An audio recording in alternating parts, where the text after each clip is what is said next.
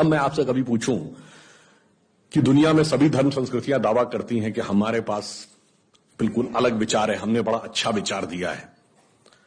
अगर हम आपसे पूछें कि हमारी संस्कृति में ऐसा क्या है जो दूसरे में नहीं है, बहुत से लोग कहेंगे साहब उसमें बड़ा सदाचरण की बात कही गई, नैतिकता की बात कही गई। तो लोग कहेंगे ठीक है भाई, दूसरी जगह भी कही गई, शायद कोई फॉलो करता है या नहीं करता। पर मैं अगर आपसे पूछूं कि वो चीज बताइए जो हमारे यहां लिखी और दूसरी जगह लिखी ही नहीं है, वो क्या है? आप सबने नाम सुना होगा Vedic mathematics. Have you ever heard of mathematics as a part of religious text? ये सिर्फ हमारे यहां है। गणित धार्मिक पुस्तक का हिस्सा है। Ayurveda medical science, it is globally accepted as a structured medical science, by name itself is a part of Vedas. Medical science धर्म ग्रंथ का हिस्सा हो, गणित धर्म ग्रंथ का हिस्सा हो, ये दुनिया में कहीं नहीं, बाकी जगह विज्ञान और गणित का धर्म से संघर्ष है। हमारे यहां वो धर्म ग्रंथ से उद्भूत हो रहे हैं। ये फंडामेंटल डिफरेंस है हमारे और उनके बीच में।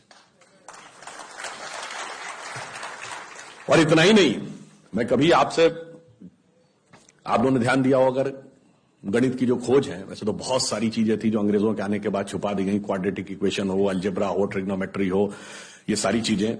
मगर एक ऐसी चीज है जो कमोबेश सभी लोग मानते हैं, चलो ये तो मान ही लेते हैं कि भारत ने दिया। वो क्या था? शून्य।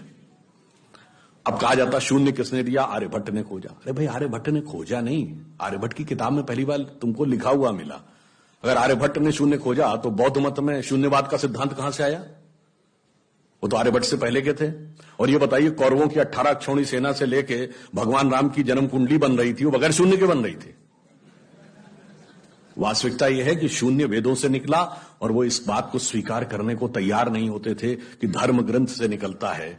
इसलिए उनको छटपटाहट थी, इसलिए वो कहने का प्रयास करते हैं किसी और ने निकाला था। और समस्या क्या है? हमारे यहां तो भगवान राम की जो कुंडली निकली है, वो जब नासा के प्लैनेटोरियम सॉफ्टवेयर में डाली गई तो 7114 समथिंग बीसी की डेट निकल आई।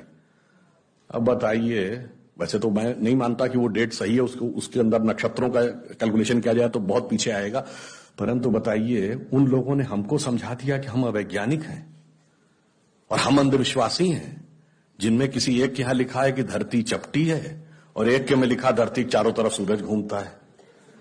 और ऐसे महान ज्ञानदेव पाड़े लोगों ने हम लोगों को समझा दिया कि हम अनसाइंटिफिक थे और धरती को चपटी और धरती को इस सौरमंडल का केंद्र कहने वाले लोग वैज्ञानिक थे। आज भी जब सूर्य ग्रहण या चंद्र ग्रहण होता है, आप नासा की ऑब्जर्वेटरी बताती है ना, 1950 से पहले नासा नहीं था। आप जाके पूछिए, गांव में कोने में बैठे हुए किसी पंडित से कहिए, पंडित जी पंचांग में देख के बताओ सूर्य ग्रहण कब है, और जो वो हमारा पंचांग बताता है और जो नासा की ऑब्जर्वेटरी बताती है, कभी उसमें दिन तो छोड़िए, घंटे और मिनट का भी अंतर देखा है? हमारा तो कैलकुलेशन 5500 साल से एज इट इज चला रहा है, और उसके बाद उन्होंने हमें बताया कि हम अवैज्ञानिक हैं। आज भी आप बताइए, उत्तर भारत में उतना नहीं दिखता, दक्षिण भारत के मंदिरों में जाइए, नवग्रह बने हैं तो सूर्य केंद्र में है कि धरती केंद्र में है? सूर्य के 7 किरणें होती हैं, 7 घोड़े सूर्य के बने कि नहीं मंदिरों में? अब बताइए, ऐसा हमारे दिमागों में भर दिया जाता है। हम सब ने, हम लोगों ने भी विज्ञान में पढ़ा कि सबसे पहले 9 ग्रहों की खोज किसने की? केपलर ने। Kepler's law of planetary motion. हम सब ने, जिसने फिजिक्स पढ़ी होगी 10वीं 11वीं 12वीं में, कभी न कभी Kepler's law of planetary motion पढ़े होंगे कि केपलर ने सबसे पहले बताया कि 9 ग्रह होते हैं। अब ये बताइए, इधर जब हम पूजा करते हैं तो पंडित जी हाथ में जल ले क्या बोलते हैं? ब्रह्मा मुरारी त्रिपुरांतकारी भानु शशि भूमि सुतो बुधश्च और गुरुश्च शुक्र शनि राहु केतु सर्वे ग्रहा शांति करो भवन्तु।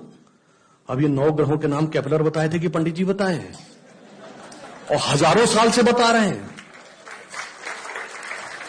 और उसमें मजे की बात यह है कि मंगल के लिए भूमि सुत, यानी भूमि का बेटा, धरती का बेटा शब्द है। यह अब जाके साइंस ने यह कन्फर्म किया है कुछ समय पहले कि एक थ्योरी है कि कभी एक जमाने में बहुत बड़ा एस्टेरॉयड टकराया था कि धरती से, और धरती का एक टुकड़ा अलग हो गया था, वही टुकड़ा बाद में मंगल बन गया। और भूमि सुत हमारे यहां लिखा हुआ, मंगल के पर्यायवाची में भूमि नंदन भूमि सुत जैसे शब्द हैं।